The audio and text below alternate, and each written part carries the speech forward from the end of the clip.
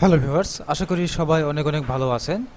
তো আজকে আপনাদের জন্য গুরুত্বপূর্ণ একটি ভিডিও নিয়ে এসে হাজির হলাম। তো আজকের ভিডিওটি মূলত আমরা এক ক্লিকের মাধ্যমে আমাদের পুরো কম্পিউটারকে আমরা কিভাবে রিফ্রেশ করব সেই বিষয়টি আজকে আমরা আলোচনা করব। তো আপনি যদি আমার চ্যানেলে নতুন হয়ে থাকেন তাহলে আপনাকে অনুরোধ করব এরকম আরও ভিডিও পাওয়ার জন্য আমার চ্যানেলটি সাবস্ক্রাইব করার জন্য। আর অলরেডি যদি সাবস্ক্রাইব করে থাকেন তাহলে আপনাকে অসংখ্য ধন্যবাদ। তো চলুন শুরু করা যাক। তো আমাদের এক নাম্বার যে কাজটি হবে সেটি হবে আমাদের কম্পিউটার যে নোটপ্যাড যেটি রয়েছে সেই নোটপ্যাডটি আমাদের ওপেন করতে হবে।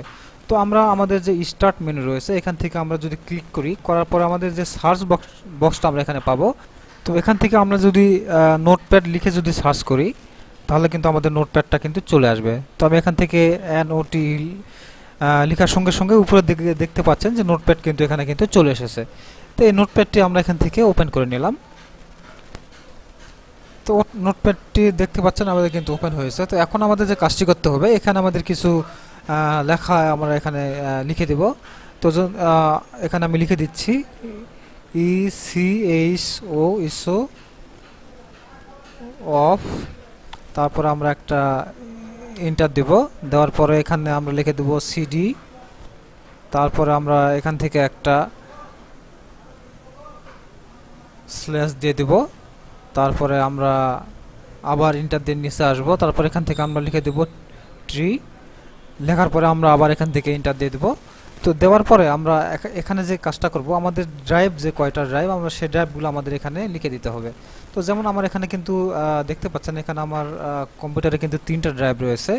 তো ট্রির পরে আমি এখান থেকে লিখে দিলাম প্রথম ড্রাইভ, এখান থেকে লিখে দিলাম C, তারপর এখান থেকে কলাম দিয়ে দিলাম, তারপরে এখান থেকে আবার এন্টার দিলাম, তারপর আবার এখানে ট্রি লিখে দিলাম। দেওয়ার পরে আবার এখানে আমি এন্টার দিলাম। তারপর এখানে আমার আরেকটা ড্রাইভ রয়েছে D, তো আমি এখান থেকে D লিখলাম। লেখার পর এখানে আবার কলাম দিলাম, তারপর আবার এন্টার দেব, তারপর এভাবে আবার ট্রি দিব। তো এইভাবে আপনাদের যে ড্রাইভগুলো রয়েছে সেই ড্রাইভগুলো এখানে আপনাদের লিখে দিতে হবে। আপনাদের যে ড্রাইভগুলো আপনারা অটো রিফ্রেশ করাতে যাচ্ছেন সেই ড্রাইভগুলো আপনাদের এখানে লিখে দিতে হবে। তো আমার এখানে 3টা ড্রাইভ রয়েছে, CD এবং E ড্রাইভ রয়েছে। আপনাদের আরও যদি এরকম কোনো ড্রাইভ থাকে তাহলে আপনারা এই একই সিস্টেমে ট্রি লিখে তার নিচে সেইভাবে ড্রাইভগুলো আপনারা লিখে দেবেন। তো আমার 3টা ড্রাইভের নাম এখানে কিন্তু লেখা শেষ। তো আমরা এটাকে কেটে দিলাম। দেওয়ার পরে এখন আমাদের যেটি করতে হবে আমরা এটাকে সেভ করব। তো এখান থেকে সেভ করার জন্য আমরা এখানে উপরে ফাইলে ক্লিক করব। ক্লিক করার পর এখান থেকে সেভ এসে ক্লিক করব। ক্লিক করার পরে এটা আমি ডেস্কটপে এখানে আমি লোকেশন দিয়ে দিলাম। দেওয়ার পর এখানে আমি লিখে দিচ্ছি রিফ্রেশ রিফ্রেশ ডট, এটা আমরা বাট নামে সেভ করব। ডট বাট নামে আমরা এই ফাইলটাকে সেভ করব। এটা অবশ্যই মাথায় রাখবে। আপনারা যে নামটা দিবেন দেন সমস্যা নাই। দেওয়ার পরে আপনারা যে ফাইলের নামটা যেটা দিবেন দেন, দেওয়ার পরে আপনারা ডট বাট নামে এটা আপনাদের সেভ করতে হবে। তো আমরা এখান থেকে আমি এখান থেকে সেভ করে দিলাম। তো এটা আমি সেভ করেছি, এটা আমি কেটে দিলাম। সেভ করার পরে আপনারা দেখতে পাচ্ছেন আমার ডেস্কটপে কিন্তু এই ফাইলটা কিন্তু চলে এসেছে।